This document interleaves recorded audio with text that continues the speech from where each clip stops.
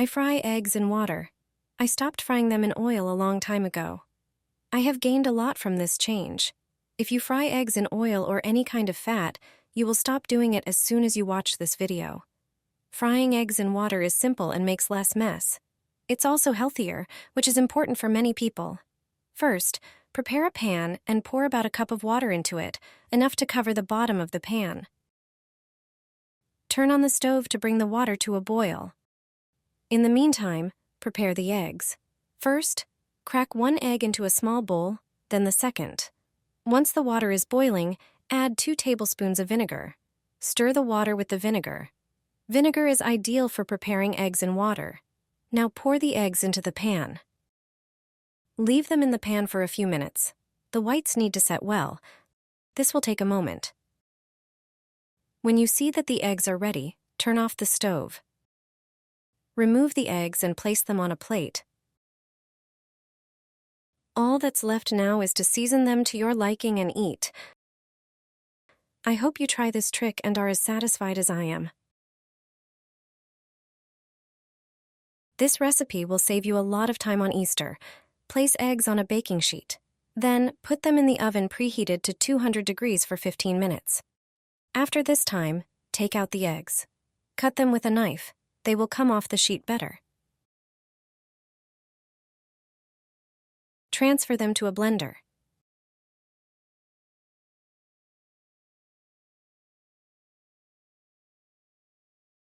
Add a large piece of smoked salmon to the eggs, and 2 large tablespoons of cream cheese.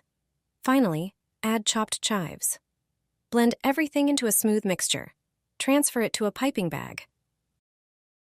Boil the eggs hard in a pot. Then peel them. Using a thin knife, cut a zigzag pattern. The knife should not cut through. Do it around the egg. Then remove its top part. Do not discard it, as it will be useful later.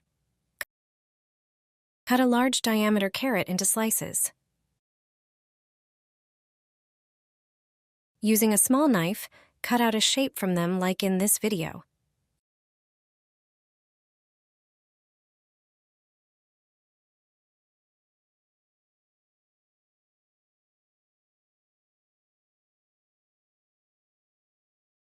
Using a teaspoon, remove the yolk slightly from the egg. Place carrot cutouts under the eggs. Then, squeeze out the paste from the piping bag. Put it on top of the egg. Put carrot scraps into the paste to resemble beaks.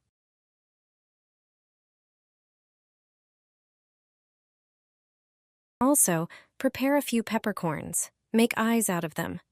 These cute Easter chicks made of egg paste look beautiful on the table, and kids love them. They are delicious and bring a lot of smiles to every guest. My grandmother used to check eggs like this. She would observe which ones spun and which ones didn't. She had her reasons for doing so. She would take 3 eggs, holding one in each hand and placing the third between them. Any egg that spun, she would set aside in one container, and the ones that didn't spin, she would put in another. I'll reveal what that meant later on. Nowadays, hardly anyone does it this way anymore.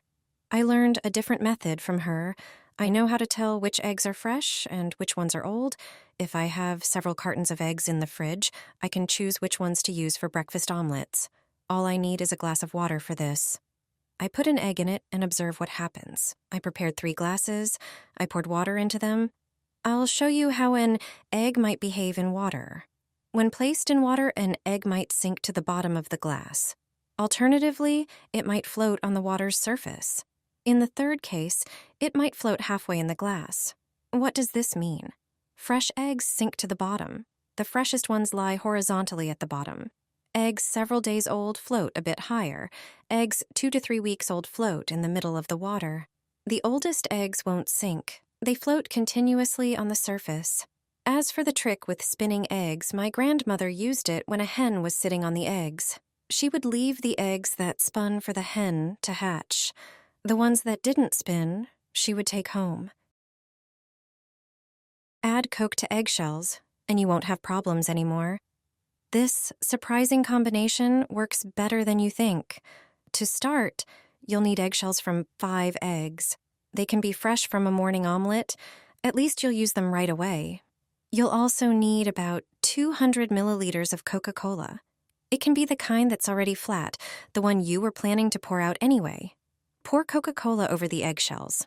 After a moment, transfer them to a blender or some mixer.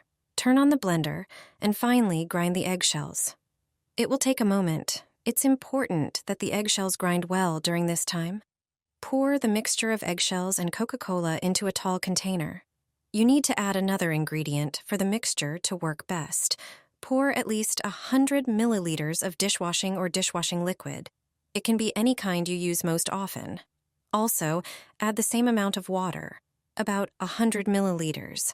Mix everything and pour it into any bottle.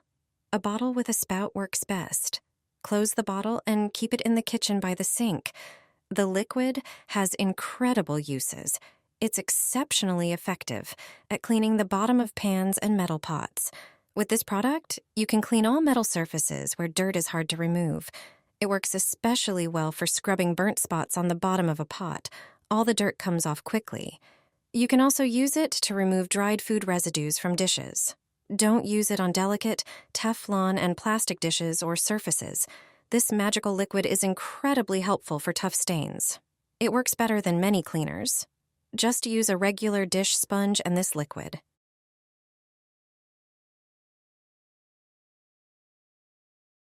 Place a colander on the pan.